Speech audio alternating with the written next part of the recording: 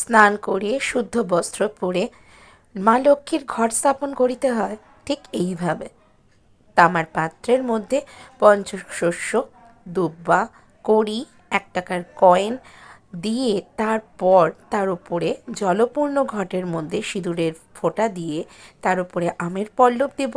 আমের পল্লবের মধ্যেও সিঁদুরের ফোঁটা দিয়ে তার উপর পান, হরিতকি, তার উপরে আতক চাল, ফুল দিয়ে সজ্জা করে তারপর মা লক্ষ্মীর সামনে এই দেবী ঘট অর্পণ করিতে হয়।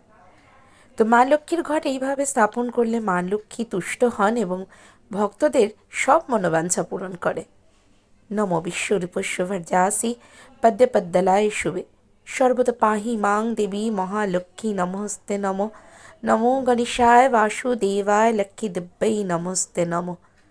ওং মহালক্ষ্মী বিদ্মহে মহাশ্রিয়ে ধীমহি তন্নো প্রচোদয়াৎ।